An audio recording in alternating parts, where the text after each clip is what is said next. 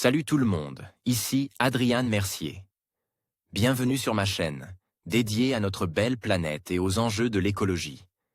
Si vous voulez en apprendre plus sur comment protéger notre environnement et adopter des gestes éco-responsables, pensez à vous abonner pour rester informé. Prêts à explorer ensemble?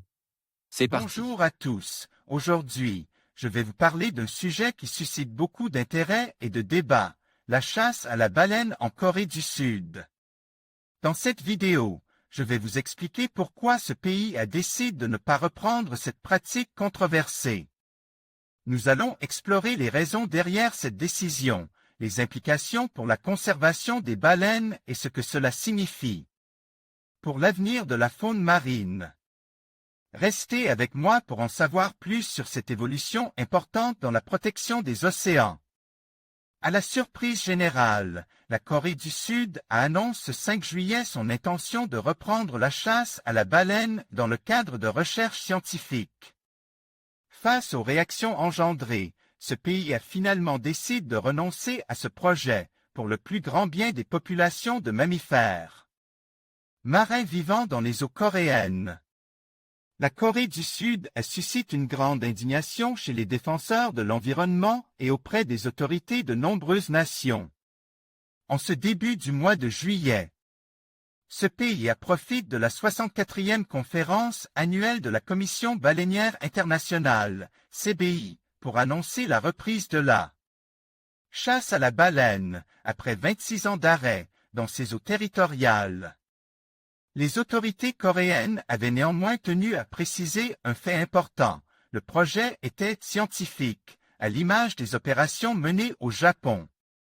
Or, les navires de recherche nippons ont l'autorisation de revendre la viande issue des captures. Les campagnes scientifiques sont donc considérées par de nombreux spécialistes comme étant de la pêche commerciale camouflée.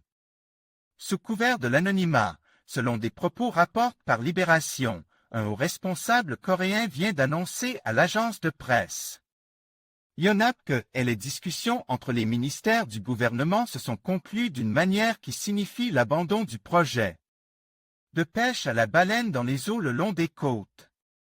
Les mammifères marins vivants au large de la Corée du Sud n'ont donc plus de soucis à se faire.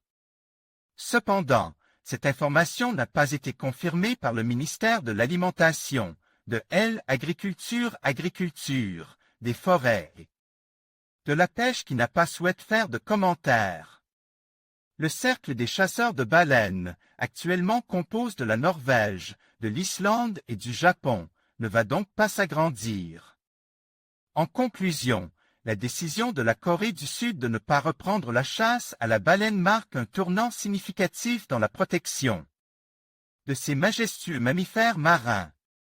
Cette démarche témoigne d'une prise de conscience croissante des enjeux environnementaux et de la nécessité de préserver la biodiversité. Espérons que d'autres nations suivront cet exemple et que la sauvegarde des baleines continuera d'être une priorité mondiale. Merci de nous avoir suivis dans cette analyse.